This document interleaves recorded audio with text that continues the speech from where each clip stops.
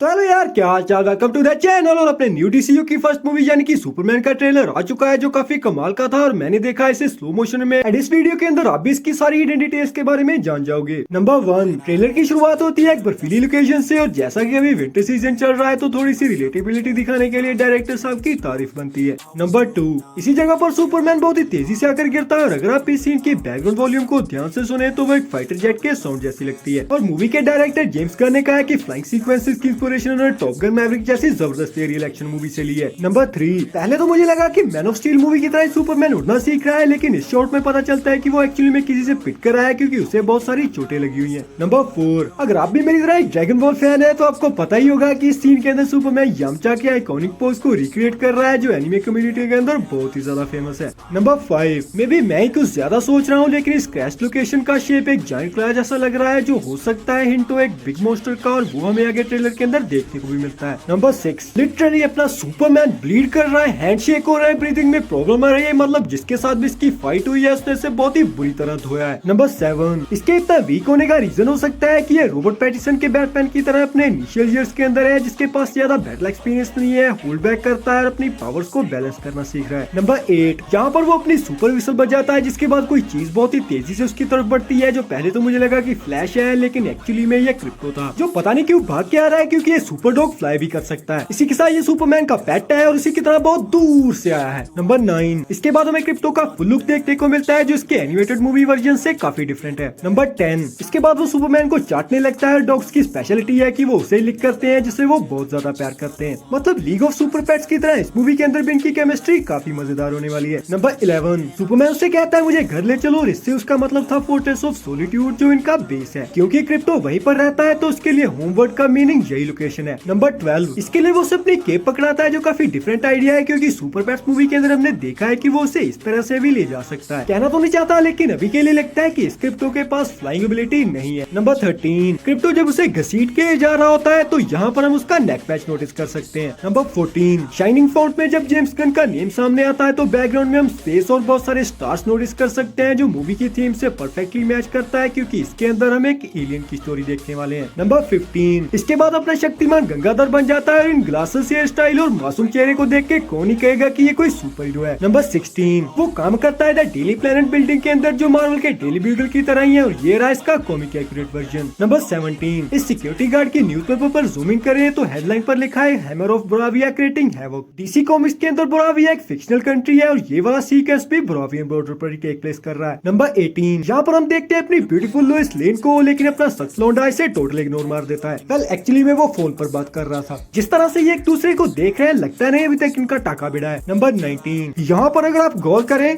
अरे नहीं, कप के ऊपर डेली प्लेनेट लिखा है। नंबर 20, इन दोनों के इस साइड हम जिमी ऑल्सन को नोटिस कर सकते हैं, और अगर इनके बैकग्राउंड में नजर डालें तो इंग्लिश हो रही है, जिसमें लिखा है कि मेट्रोपोलिस में एक्सट्रीम वेदर के चलते बाढ़ आ चुकी है। नंबर 21, यहाँ पर लिखा है जीबीएस न्यूज, और यही न्यूज एजेंसी क्रिएचर कमांडोज के अंदर भी थी, मतलब कंटिन्यूटी का पूरा ध्यान रखा जा रहा है। नंबर 22, इसके बाद कैंट फार्म का शॉट आता है, जहाँ पर हम क्लार्क, उसका घर, काफी सारी काउस और उसकी गाड़ी को नोटिस कर सकते हैं। नंबर 23, उसके फादर जोनाथन कैंट भी उसके पास आके बैठते हैं, और ये सीन काफी इमोशनल होने वाला है, लेकिन नोटिस करने वाली बात है उनका क्लोथिंग स्टाइल, जो बिल्कुल सेम है। नंबर 24, इस लड़की के पीछे एक बड़ा सा मॉन्स्टर पैर रखता है, जिसके टच करते ही ये सिलेंडर्स उसकी तरफ आने लगते हैं। तभी अपना सुपरमैन आकर उसे बचा लेता है, लेकिन अगर आप ध्यान दें तो हमें फ्रैक्शन ऑफ सेकंड के लिए उसका स्पीड इफेक्ट भी देखने को मिलता है, जो काफी कूल था। नंबर 25, सुपरमैन सिर्फ उसके पीछे आकर नहीं खड़ा होता, बल्कि अपने हाथों से उसके हेड को भी कवर करता है, और उसके रिएक्शन देख के आप समझ सकते हो कि वो इसे बचाने के लिए कितना सीरियस है। यही चीज सुपरमैन को इतना स्पेशल बनाती है, और मूवी के अंदर इन छोटी छोटी चीजों को ऐड करने से ही पब्लिक सुपर हीरो के साथ कनेक्ट हो पाती है। नंबर 26, इसी सीन के बैकग्राउंड में हमें बेसबॉल प्लेयर्स की होर्डिंग देखने को मिलती है, जिस पर लिखा है मीटियोर्स, और इसी नाम का स्टेडियम हमें आगे ट्रेलर के अंदर देखने को मिलता है, जहाँ पर इन दोनों की फाइट चल रही है। नंबर 27, फाइनली एंट्री होती है अपने बीस्ट यानी कि लेक्स लूथर की, जो इस मूवी का मेन विलन होने वाला है। साथ ही अगर आप नोटिस करें तो सामने से सुपरमैन गुजर रहा है, और इसने कान में ईयरफोन भी लगाया, तो हो सकता है ये उस पर नजर रख रहे हैं या फिर उस पर अटैक करने वाले हैं। नंबर 28, इसके बाद हमें उसकी बिल्डिंग का अपर लुक मिलता है, जिस पर लिखा है लूथर कॉप, जो काफी डिफरेंट है, क्योंकि कॉमिक्स के अंदर ये लेक्स कॉप होता है। नंबर 29, इसी के साथ अगर आप जूम इन करें तो रूफटॉप पर एक कैरेक्टर नजर आती है, जो ऊपर से एंटर हो रही है। देखने से तो ये कोई फीमेल लग रही है, और हो सकता है कि इंजीनियर हो, जो लीक्स के अकॉर्डिंग इस मूवी का पार्ट होने वाली है। ये अथॉरिटी टीम की मेंबर है, और उसके पास नैनो टेक्नोलॉजी की पावर है। नंबर 30, फिर से हम लेक्स लूथर को देखते हैं, जिसने हाथ में गन पकड़ी है और टोटली हिटमैन लग रहा है।